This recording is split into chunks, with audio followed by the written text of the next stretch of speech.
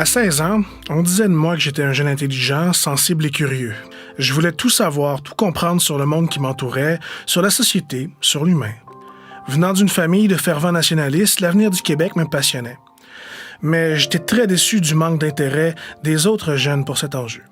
J'avais l'impression que mon idéal, une nation québécoise libre et forte, était mourant. Ça m'a poussé à m'informer et à m'engager. Au début, j'étais simplement curieux. Mais j'ai fini par adhérer à la croyance qu'une nation pouvait avoir un ennemi. Cette idée était dans l'air du temps. Elle est apparue suivant le scandale très médiatisé sur le jeu des influences derrière le référendum sur l'indépendance du Québec de 1995. Je me suis de plus en plus passionné pour l'histoire au détriment des autres humanités. Dans un passé, parfois glorieux, parfois sordide, je cherchais des réponses. Je me suis particulièrement intéressé au mouvement fasciste de l'Europe au 20e siècle. Mes fréquentations et mes lectures m'ont amené à développer une vision du monde hargneuse, polarisée et sans nuance, où seul le bien et le mal peuvent exister. Je suis devenu un nationaliste extrême, un ultranationaliste. Dans mon réseau, on me disait que je devais haïr mes ennemis. C'est facile de haïr ceux qui semblent nous faire du tort, les immigrants, les gauchistes, les juifs. Ma vision du monde était biaisée et ma lecture de la réalité n'était pas conforme aux faits. Je devais compenser, trouver un moyen d'expliquer cette inadéquation.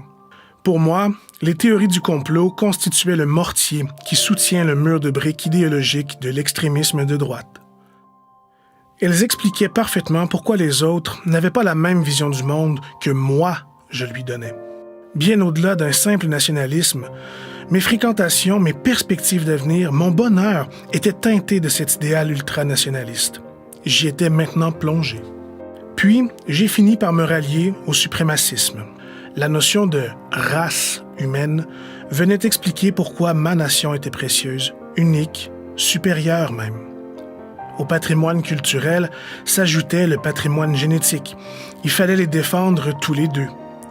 J'entretenais une hostilité envers tout ce qui n'était pas blanc, européen, de religion chrétienne ou païenne. J'ai même fait mien le slogan des suprémacistes blancs américains.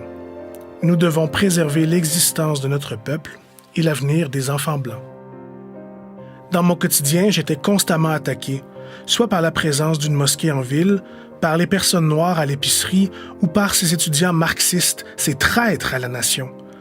Mais les pires, c'étaient les parents d'enfants métissés. Eux trahissaient à la fois leur nation et leur race. J'en suis venu à détester ceux que je jugeais trop faibles pour s'engager dans mon combat. J'étais acerbe, colérique, parfois violent dans mes propos avec mes amis, ma famille.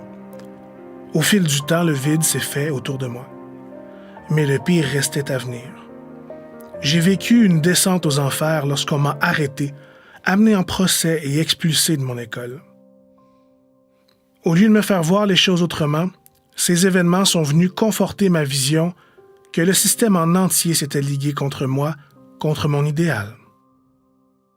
À mes yeux, les moyens pacifiques d'action ne pouvaient plus suffire.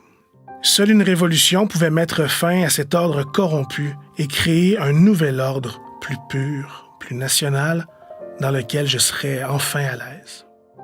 Une guerre, ça doit se déclencher, et dans mes pires heures, je l'ai planifiée. La cause était juste, les moyens légitimes, l'urgence réelle, ma souffrance omniprésente. Je devais mourir pour lancer les hostilités, devenir le premier martyr de cette révolution nationaliste blanche dont je rêvais et aussi pour cesser de souffrir. Dans mes pires heures, oui, j'ai planifié tuer des gens pour causer une guerre. Je ne vous raconterai pas comment je m'en suis sorti. À l'époque, il n'y avait pas d'aide pour les personnes radicalisées. Mais aujourd'hui, c'est différent. Je vous ai raconté mon histoire pour que vous compreniez comment j'en suis arrivé là. Depuis ce temps, ma vision du monde a changé. J'ai changé. La rédemption existe et elle passe par nos choix individuels.